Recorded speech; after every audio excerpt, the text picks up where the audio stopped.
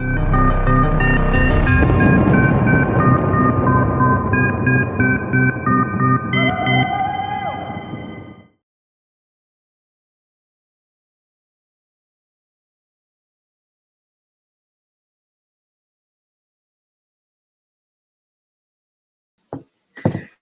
evening, everyone, and welcome back to Apollo's Odyssey. I'm your host, Apolla Asteria, and tonight I have a few things lined up for the show tonight. I know I haven't really been doing shows a lot lately. I just did the first one in a while, a couple weeks ago, because I was traveling around Morocco and Spain and different places. So back in the studio now, and yeah, there's always a lot going on in the world lately. So lots of things to cover. I want to talk about, first of all, Ceres, the asteroid, potentially holding life, signs of life.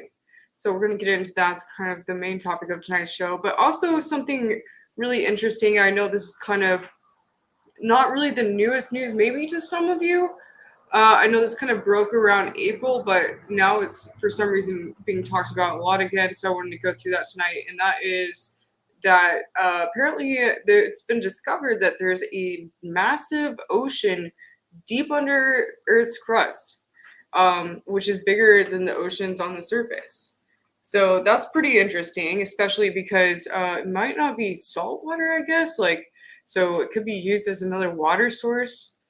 So that sounds like it could potentially be something really great for us to delve into. Also, apparently, artificial intelligence has been helping scientists to find hidden structures under the desert, under the Sahara Desert. Apparently, there's a lot out there that have been not discovered, and obviously, there's so much vastness of the Sahara Desert. It's like, how could any person, or even like any just like regular, someone like messing around with radar technology, even have the time to go through every inch of the Sahara? So apparently AI has been helping to find these hidden places yet to be discovered. So that sounds really interesting. So we'll get into that. And what else here? Yeah, I guess we'll just get started here. Okay, so let me pull the comments up here. Good to see everyone. Blessings, Sponda. Thanks for being here. Good to see you here too, Renee. Appreciate that. New says that Morocco has the best olive oil. I didn't. Yeah, it does. I mean, I wouldn't say I didn't really like test the olive oil as much there, but definitely the olives there. Oh my god! Like at all these restaurants, they would have these like bowls of like black olives that were kind of like, they almost seemed like they were old or something, like kind of like shrunken looking, but they were like the best tasting olives ever. And I wish I could like just get some, in America like that, but I don't think it's possible. I'm not sure. So good to see everyone here. Tampa, good to see you. Good to see everyone here. Okay. All right. So what are we starting with tonight? Oh, before I get started with everything tonight, I want to share with you all that I actually just finished a new collection of my art Schadenspheres, uniquely handcrafted energy channeling devices, which I invented myself. And yeah, so the new collection, the Elemental collection, which is here at the top of my site. I have all the collections listed on my site. So this is kind of scrolling through them here. I actually added some more to like other collections that I felt like didn't really seem right for the Elemental collection. But the Elemental collection is really amazing because it actually features, as you can see here, kind of like earthy themes, because my latest collections before that weren't really very earthy themes. So this collection, I actually I had this collection out for a while, but I added more out of bamboo that I made, that I harvested here in Hawaii, and with like leather and different materials that I got in Japan. So it's kind of got this like a very sort of Asian twist to them. What's also amazing about them is I made sort of like a Hawaiian elemental themes with them. my favorite ones are these four here. There's 4 or 5 of them that I call the Pele spheres. If you guys don't know who Pele is, that's the volcano goddess here on the island of Hawaii. So these are kind of like lava, hot lava themed, fire themed. So yeah, pretty interesting. I had a lot of fun shooting them the other day before I got them up online. So definitely go check those out. Definitely check them out because basically anytime any of these are purchased, it's sort of like it really helps fund my show and keeps me able to keep doing what I do, going to conferences, things like that. So I really appreciate it. It's sort of like, you know, giving me a super chat, except you get a gift in return. So much appreciated. And okay, so, and again, that's on shamanspears.com, and I'll play a little commercial at the end of the show too, so you can see that. But yeah, keep that in mind, shamanspears.com. I actually have the link under tonight's show, so you can check it out there. All right, so I wanted to, you know, like the topic I really wanted to get into tonight, besides just the Ceres asteroid, is the ocean that was discovered under the Earth's surface. But because that's not like quite the newest news. I mean, it broke in April, but I don't know how many people really know about it. So, but it's kind of coming out again. A lot of scientists are kind of talking about it and sharing articles about it again because I don't know. I think some more things are going to start happening with that in regards to, I don't know, potentially missions being sent down there. I don't know. So I think it's really fascinating, and I feel like it's important to talk about. So maybe I'll start with that. Yeah, okay. I'll just start with that.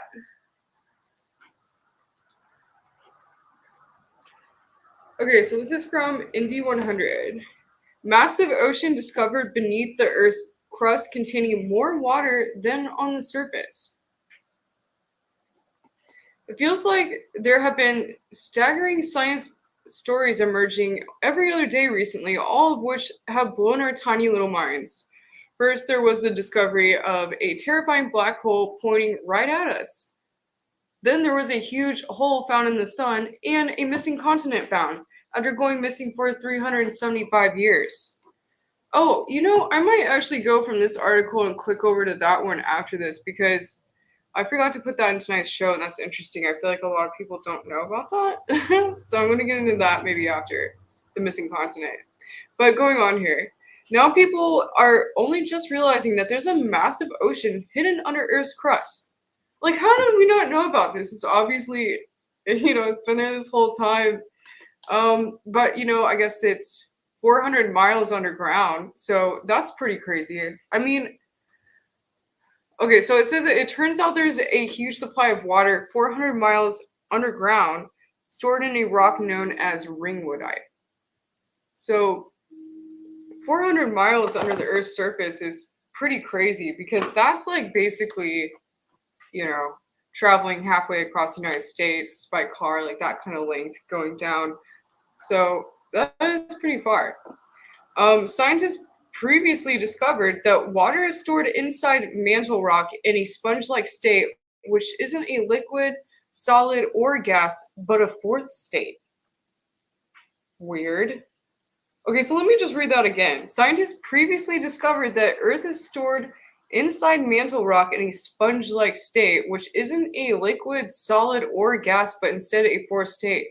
Like, this material is so weird that they don't even have a word for it, it seems like. So that's pretty crazy. And I think, okay, I'm guessing this is sort of supposed to be some imagery of that here.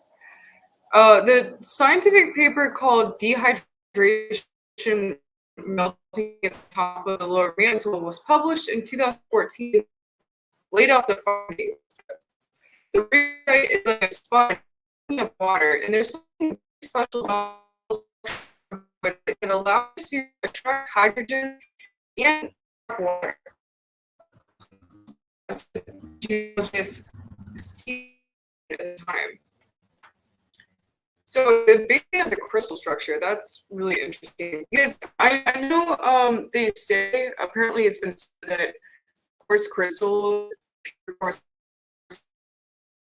liquid, and it has the same like frequency as water or something like that. So that's really strange, really, really strange. I mean, it's hard to think that like a crystal, right, is liquid, but apparently it is. So this is definitely very interesting. He added, I think we are finally seeing evidence for a whole Earth-water cycle, which may help explain the vast amount of liquid water on the surface of our habitable planet. Scientists have been looking for this missing deep water for decades. Scientists made the findings at the time after studying earthquakes and discovering that seismometers were picking up shock waves under the surface of the Earth. From that, they were able to establish that the water was being held in the rock known as ringwoodite. If the rock contained just 1% water, it would mean that there is 3 times more water under the surface of the Earth than there is in the oceans on the surface. It's not the only significant discovery made by scientists recently either. In fact, researchers found an entirely new ecosystem when turning over volcanic crust.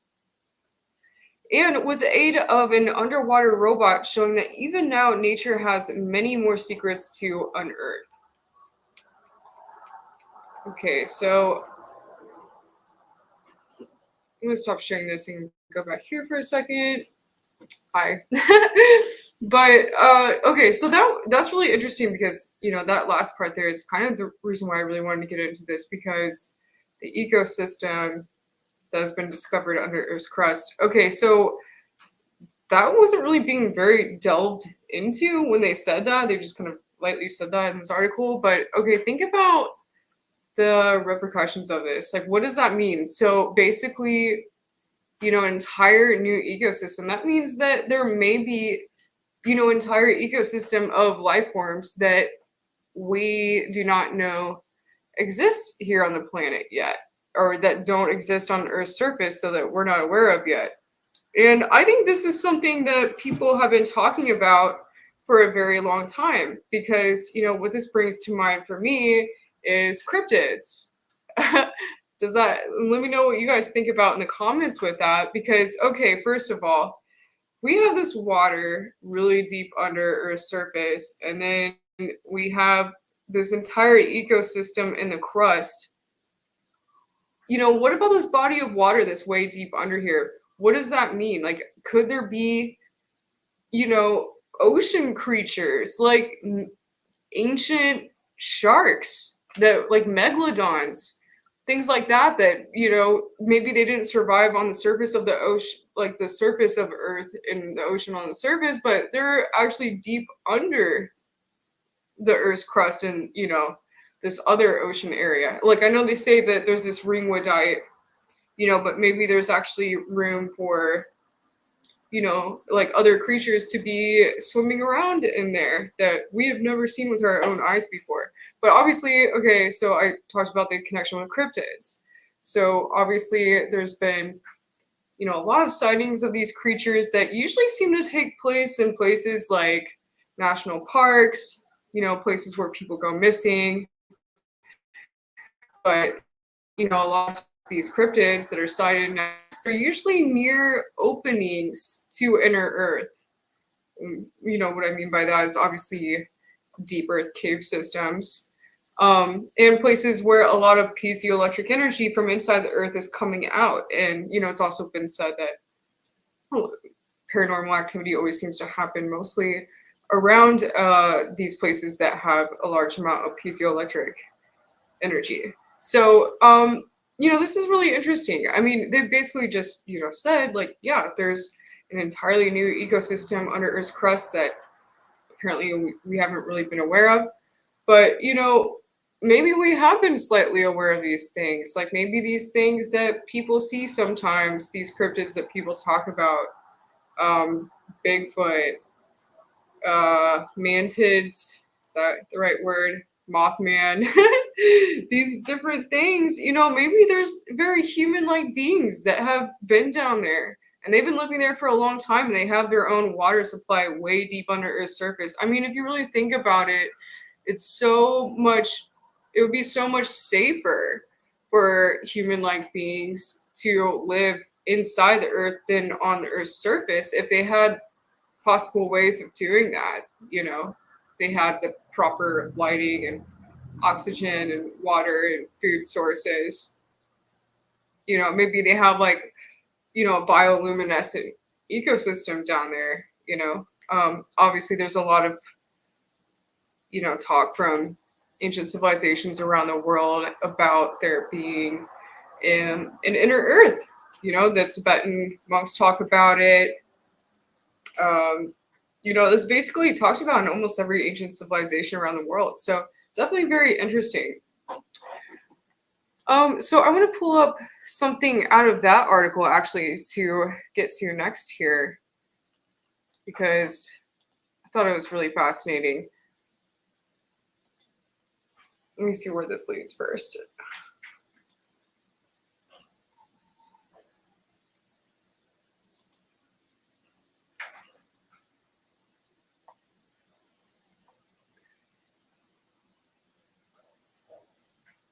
Okay, so let me make sure that you guys are seeing the same thing I'm seeing here. Okay, yeah.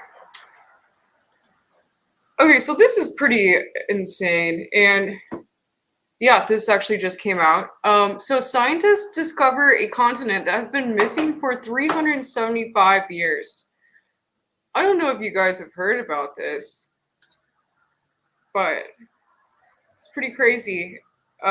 So geoscientists discovered a continent that's been hiding in plain sight for almost 375 years. Historically, there's been speculation about whether a continent known as Zealandia or Te Rui Maui in the Maori language exists. Sorry, I butchered that. I don't know the Maori language. According to TN News, Zealandia's 1.8 million square miles in size, it was a part of a continent called Gondwana, which included most of western Antarctica and eastern Australia over 500 million years ago. It was said to be first discovered in 1642 by Dutch businessman and sailor Abel Tasman, who was desperate to uncover the great southern continent. Despite failing to find the new land, he met the local Maori, who were initially displeased by his arrival. However, they went on to provide valuable information about the surrounding land, including the existence of a large landmass to the east. It wasn't until 2017 that geologists discovered the continent had been hiding in plain sight all along. Scientists agreed on the existence of Zealandia, which started to pull away from Gondwana for reasons scientists are still trying to understand.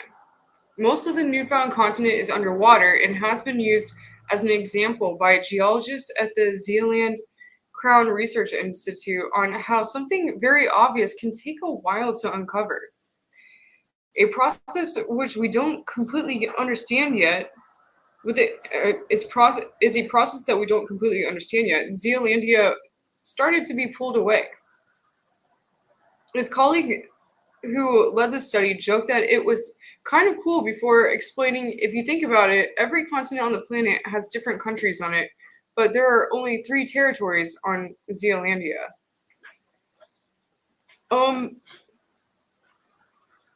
Okay, that actually wasn't... Okay, so there's that going on, which is interesting, but I thought this was going to get into something else. But I just wanted to say, before I get into that, this is definitely really interesting because, obviously this may have been a continent that had, ancient temples and places, huge civilizations that is just got pulled away and went underwater during, some sort of earthquake or something like that, a few hundred years ago, 400 years ago. So that's pretty crazy. But also, I thought this article was going to get into, and I would say, in case you guys haven't heard about this yet, that basically there was a continent also that they have found recently that was through, what's it called, the plate tectonics. I forget what the term is where it goes like under the plate, the one plate goes under another plate. I think it starts with a T.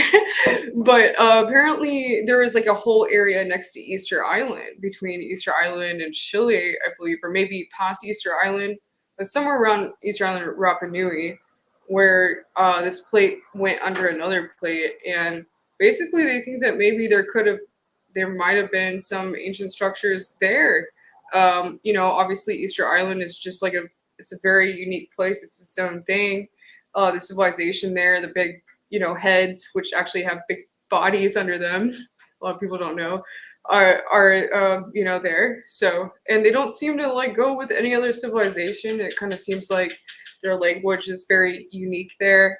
So, maybe there were some other remnants of the civilization that kind of, end up going under this crust during this like sub I think it's like a subversion event, something like I forget the term, sorry. But definitely very interesting, and I've thought about this a lot. Like, have you guys ever thought about this before? Just the idea that, obviously the earth is always kind of turning inside out, right? It's like, these layers, these continents are kind of going under, its crust. It's like earth is always turning itself inside out, and there's always these continents that are always being pushed down into the mantle again, and then they're coming back out. So maybe that's a lot of the reason why we don't have a lot of evidence of ancient civilizations around the world. Like, maybe there's stuff that was around, hundreds of thousands of years ago that is just buried under the Earth's crust now, and we can't see it anymore. It turned into mantle, it got boiled into lava. So definitely very interesting. I think about that a lot. Okay, so what am I going to get to next here today? Sorry, there's not a whole lot going on in regards to UFO news lately, I feel like. So I know my show, I kind of tend to like nerd out on a lot of different things, but these are just things that are, I find interesting. I think in my opinion, archaeological topics really go hand in hand with UFO topics, because that's what really brought me into the idea of being into the UFO kind of community, because for me, it was really the idea of ancient aliens that brought me into it personally. So, okay, but, as I was just saying that, actually, the main topic of tonight's show I'll get into now, which is that there has been said that apparently Ceres, the largest object in the asteroid belt, shows signs of habitability near the Urtinet crater.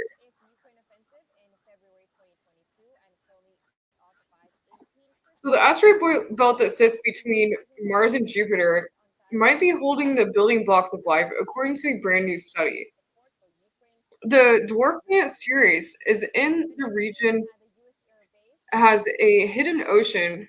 Oh, sorry, I think I missed something here. The dwarf planet Ceres in the region has a hidden ocean which harbors such ingredients. The research published in the journal Science Advances says.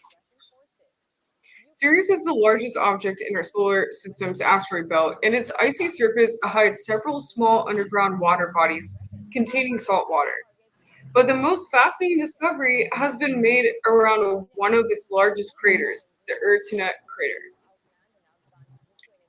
Maria Cristina de Sanctis, a planetary scientist at Italy's National Institute for Astrophysics, and her colleagues found the basics of life there. Hundreds of square miles of area around the crater are covered with a layer of organic materials, also called aliphatics. Aliphatics. I said that right.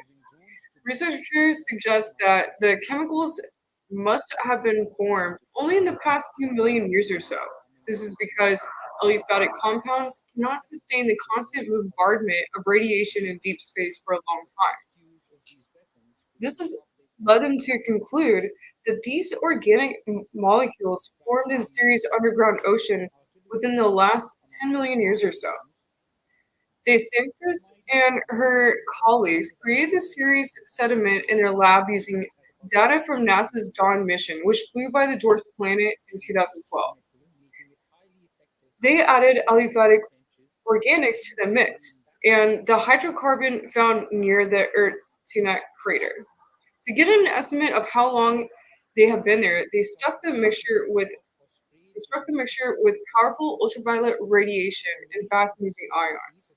This so-called space weathering can break down organic molecules. Turns out the aliphatic compounds could not hold on for long, and this made the researchers realize that the substance had not been on Ceres for very long either. There is an abundance of this type of hydrocarbon on its surface, and so the researchers believe it must have gotten there within the last 10 million years.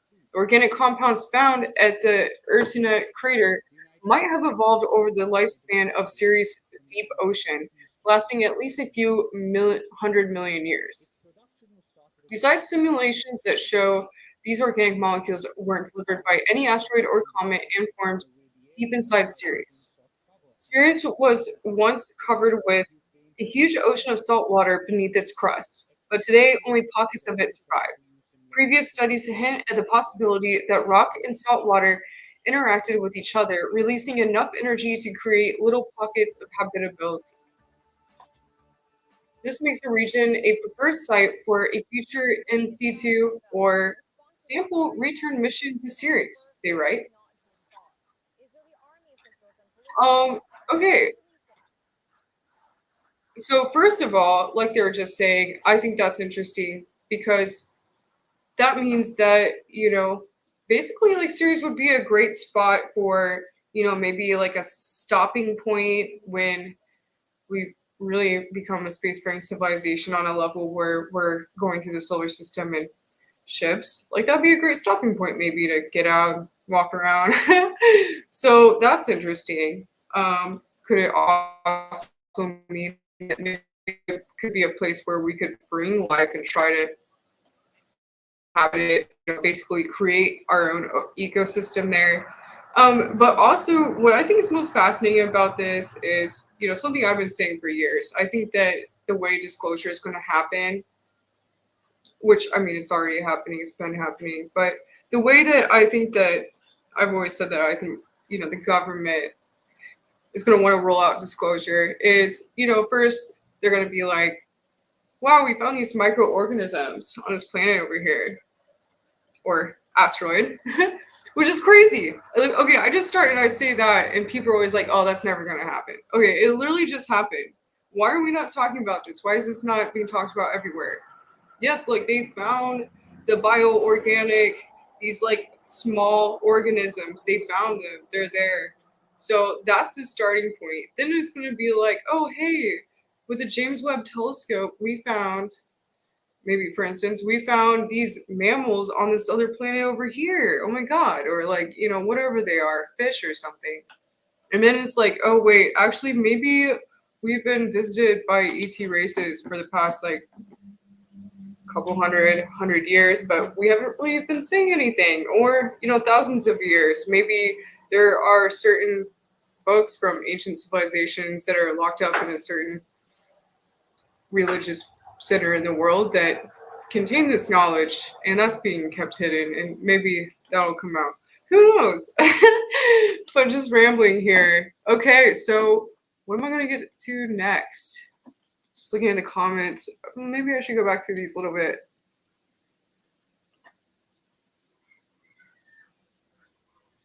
Okay, we're just gonna go on to the next thing here. Oh, Lewis here says, got myself a selenite sticker one. Awesome. Did you just get that now? Because if you just got that now, thank you so much. So much appreciated. You guys want to check out my work, please again go to shamanspears.com because it's kind of like giving me a super chat, but it's better because you get a gift in return from me personally, made by me. So definitely would be very much appreciated. Check it out, especially the new collection. Okay, so moving on here. What else do I have to share? Okay, this is super fascinating. This makes me really excited. Okay, so artificial intelligence is detecting new archaeological sites in the desert. I love this. Okay, so basically, we're talking about the Sahara Desert here. This is a view over the central sector of Sirak al-Hadid, showing the dark layer surface of copper slag that distinguishes the site from surrounding desert landscape. So this is the kind of thing that apparently AI was able to uncover. So, and this is from CNN, I think it came out about a week ago. On the northern edge of Rub al Khali, there are secrets buried in the sand.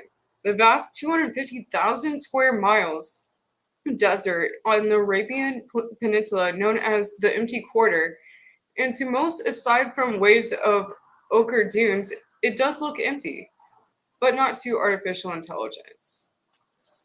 Researchers at Khalifa University in Abu Dhabi have developed a high-tech solution to searching huge arid areas for potential archaeological sites.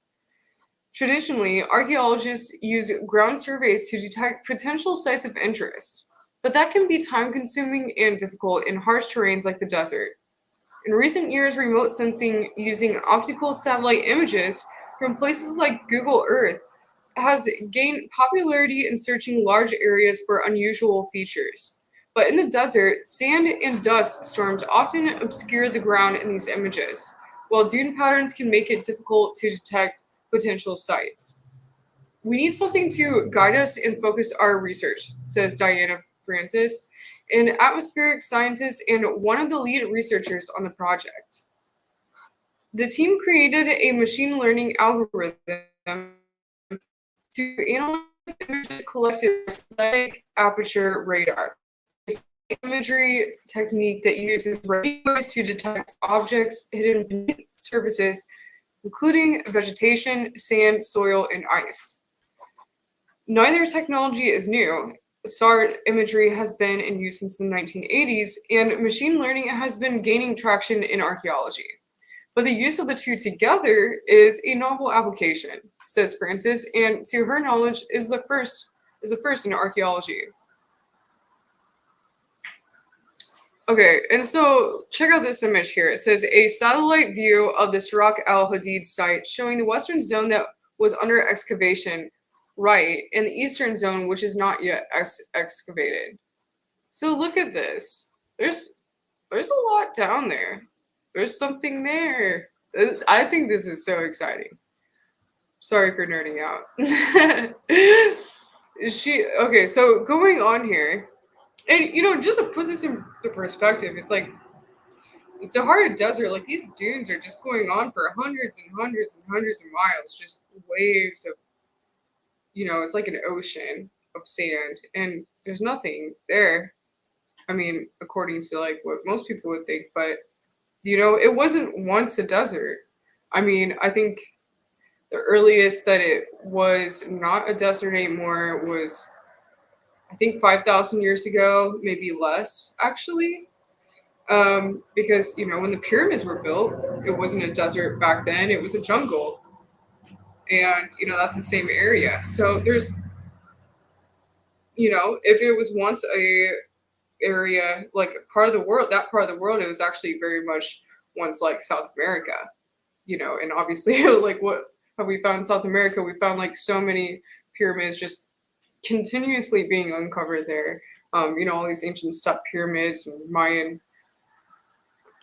villages and things like that have just been hidden for thousands of years. So it's really the same kind of thing, except, it's covered in sand. So, the pyramids are crazy. Those are really cool spots, but, I know like the Sphinx had to be uncovered at one point, like 1,000 years ago or something. So, there's like a lot of these sites. There might be other Sphinxes out there. There might be other interesting things out there in the desert, possible ancient aliens type sites that are out there.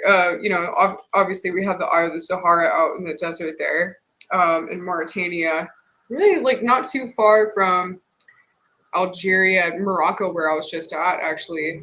And it's pretty crazy because if you haven't heard of it, like basically it's, these concentric rings in the middle of the desert that they say was once Atlantis. So, but let me just move on here. So she trained the algorithm using data from a site already known to archaeologists, Surak al-Hadid, a settlement with evidence of 5,000 years of activity that is still being uncovered in the desert outside Dubai. And there's that 5,000 years, like I just said. That means that when that site was being used, it was a jungle and not a desert. So once it was trained, it gave us an indication of other potential areas nearby that are still not excavated, says Francis. She adds that the technology is precise to within 50 centimeters and can create 3D models of the expected structure that will give archaeologists a better idea of what's buried below. In collaboration with Dubai Culture, the government organization that manages the site, Francis and her team conducted a ground survey using a ground-penetrating radar, which replicated what the satellite measured from space, she says. Now Dubai Culture plans to excavate the newly identified areas. And Francis hopes the technique can uncover more buried archaeological treasures in the future. So obviously this is interesting. So they're saying this is kind of in areas near Saudi Arabia. So I think there's probably a lot out there that hasn't really been discovered yet. Obviously we have Sumerian culture, like that. Iraq and Iran. There's so much there that has been uncovered that we know about, and I think it makes sense that there's a lot out in the desert in Saudi Arabia that kind of correlates with those cultures that hasn't been uncovered yet. So moving on, using star imagery is not common in archaeology due to its cost and complexity, but the use of it to identify buried sites is really exciting, says Amy Hatton, a PhD student at the Max Planck Institute for Geoanthropology, who is researching deep learning models to detect archaeological structures in northwest Saudi Arabia. Hatton notes that by using SAR imagery, which bypasses the problem of light scatter from dust particles, Francis and her team solved technical details that make remote sensing difficult in desert regions. Khalifa University isn't alone in using artificial intelligence to detect potential sites. Amina, another PhD student at the Max Planck Institute, is using machine learning to speed up the tedious job of searching through high-resolution drone and satellite images for potential sites of interest. Her project, which focuses on medieval burial sites in Mongolia, a country of more than 1.6 million square kilometers, nearly the size of Alaska, has uncovered thousands of potential sites that they say she and her team could never have found on the ground.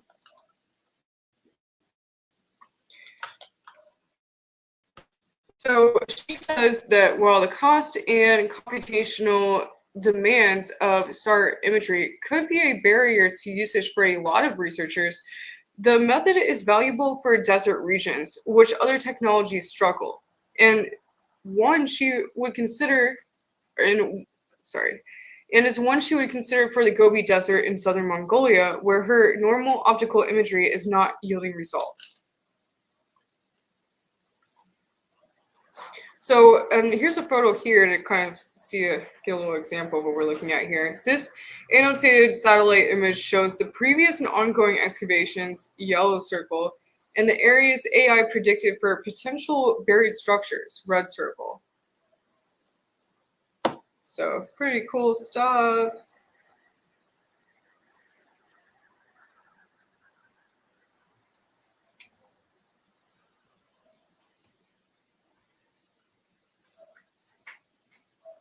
Okay, so I'm going to skip part of this and move on here. Unearthing the past.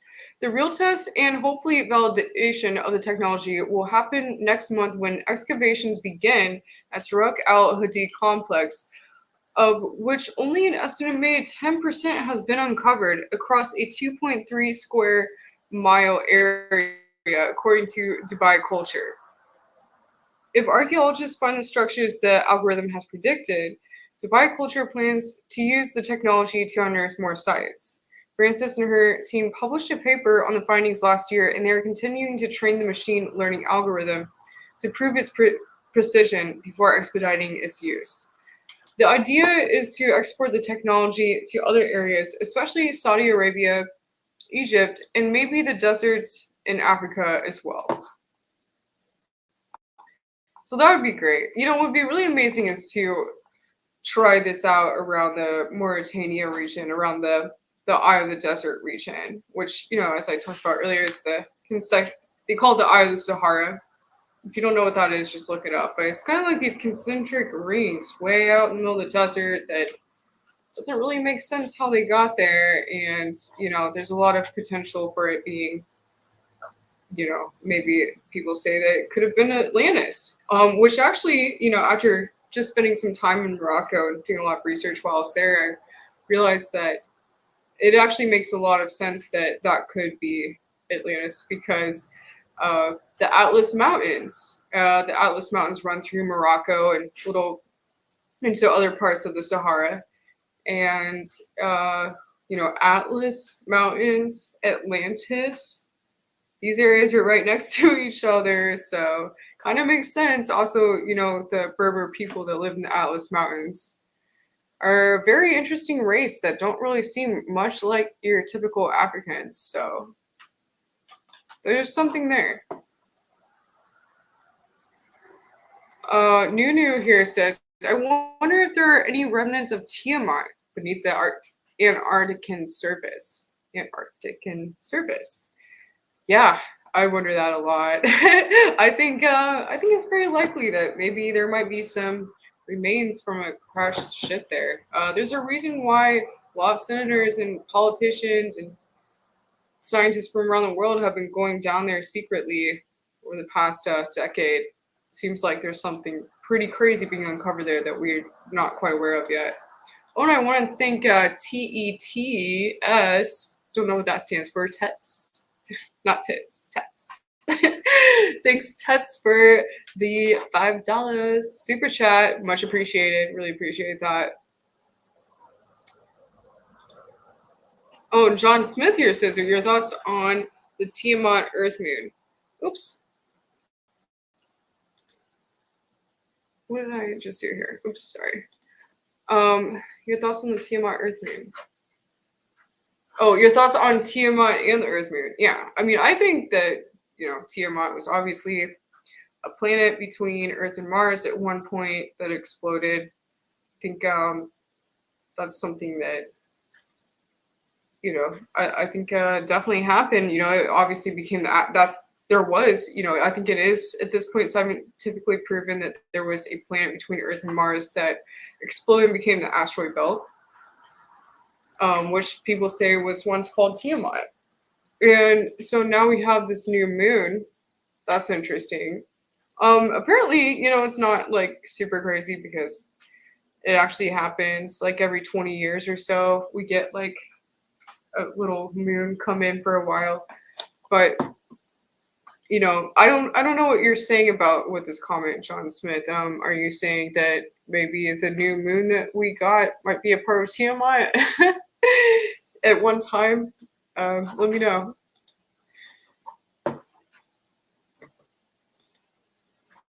Aussie Tiger says we've been around for a long time in history. Yeah, I think about that a lot. Probably a lot longer than our history books say. Anyway.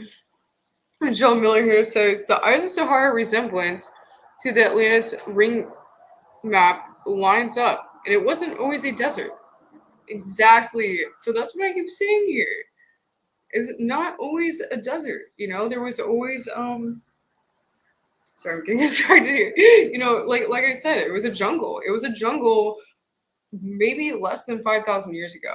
And 5,000 years ago, it sounds like a long time, but it's really not. I mean, the pyramids, probably around the time the pyramids were built, but I think, people are saying now like they were probably built longer ago than that. And the carbon dating on them probably just kind of applies to the last time the pyramids were restored, which isn't so crazy because to talk about, restoring the pyramids because apparently scientists are talking about restoring them right now. So it makes a lot of sense to me Anyway, maybe, while I'm here, I'm just going to look up, while I'm here in this discussion, I think I'm just going to look up, actually, hold on. Okay, let's just look up the Eye of the Sahara. So let me pull this up, because maybe some of you haven't seen it.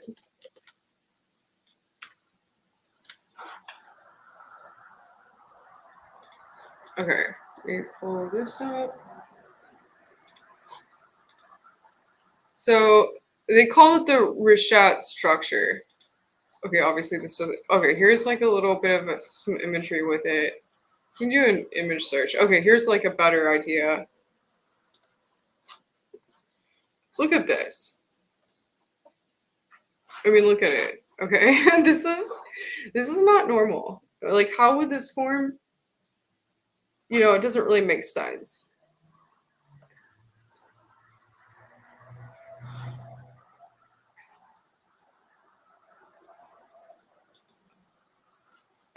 Okay, so I want to see if there's something here in comparison to Atlantis.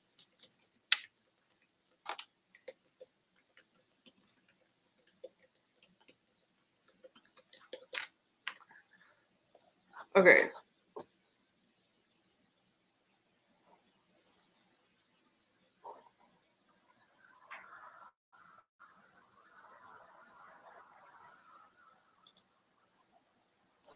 Oh, that's a YouTube video. Okay.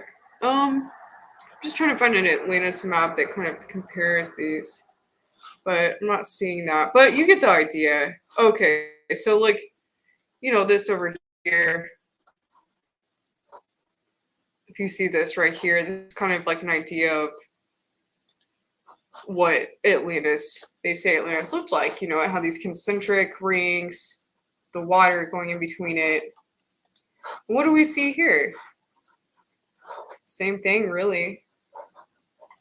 And all the historians that talk about it, Plato, I'm sorry. I knew I had that wrong. Plato, he's the Egyptians who came. Plato says that the Egyptians told him, some very well respected Egyptian scientists told him about Atlantis and described it to him in detail. Or not Egyptian scientists, but Egyptian historians or scholars, which were probably the most respected scholars and historians in the world at the time. They told him about it in detail, and so that makes sense that that part of Africa, which is it's a little inland from Morocco. Morocco's here on the west side of Africa, all the way over on the west, and then we have Egypt all the way over on the east side of Africa, across the top of Africa. So like really, it wouldn't have been, if Atlantis was really there, where the Eye of the Sahara is, it wouldn't have been that far from Egypt, So it would make sense that the Egyptians would know a lot about this.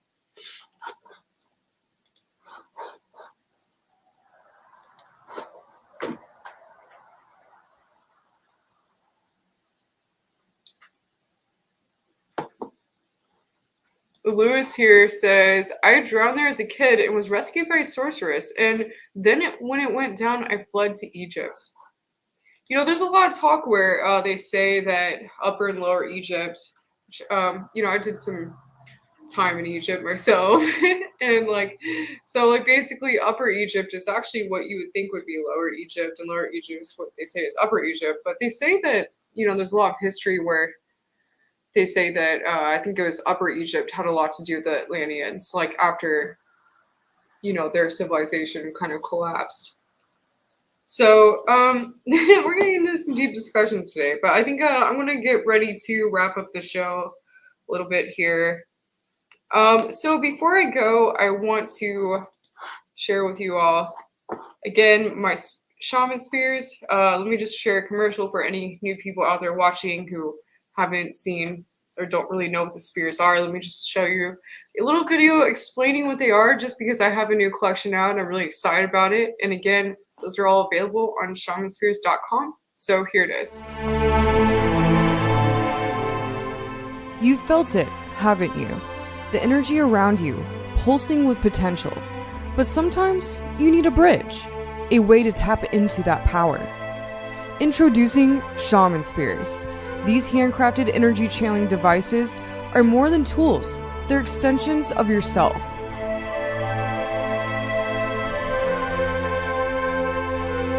Each bamboo staff is meticulously filled with magnetic and quartz materials designed to amplify your own energy.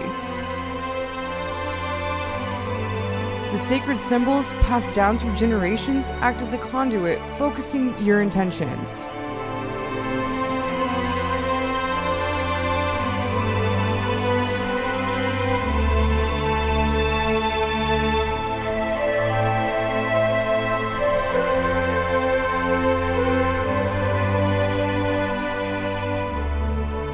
Shaman Spears.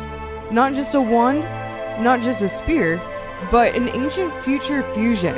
Feel the power course through you.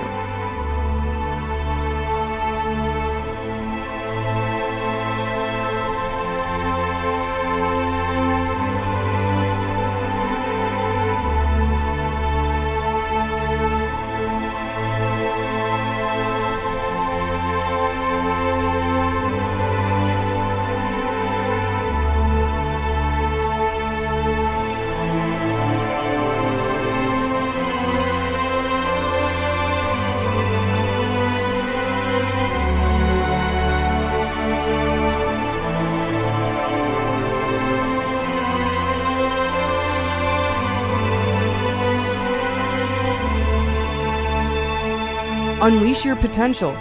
Visit www.shamanspears.com and claim your Shaman Spear today.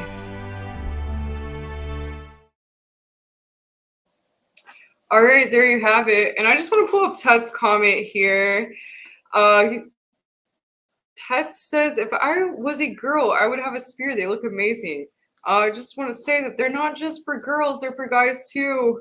I don't, some people kind of, I should change my promo on my website from being pink because I just do that, but then people think like, oh, these are for girls, but they're not, they're for everyone. So definitely check those out. I'm sorry, I'm not sure what you meant by that, Tess. Maybe you didn't mean that. Maybe you just think that girls should have them, which they should. So, all right. Oh, also, before I get off here, I want to share with you all the Battle for Disclosure. Oops, what's going on here? The Battle for Disclosure comic book series is a 4-book series. It was supposed to be a trilogy, but just kind of like went a little crazy with it. So basically, this is a comic book series that the illustrations and kind of story are done by Brent Cousins, and me and Blake Cousins worked on the bubbles and publishing process. So basically, I filled in, all the bubbles, like, the talking word bubbles here. And what's interesting about this series is that it kind of is an alternate timeline about the battle for disclosure that is actually being taken place on the planet, which involves a lot of real life characters such as Dr. Stephen Greer and Donald Trump and Elon Musk, I think, is featured in there. Who else? Lots of names, lots of people that you may or may not know. Michael Schratt, Billy Carson, lots of people. So this is the whole 4-part series. You're going to want to get them in order, definitely. So it will say the order of what book it is, But also, you can get it Kindle or paperback. It's also available in paperback. You can click that here, paperback or Kindle. So make sure you check those out. Again, that's on Amazon. Battle for Disclosure. Just go into Amazon and check out Battle for Disclosure, and it'll come right up. All right, thanks everyone for joining tonight. And until next time on Apollo's Odyssey, over and out.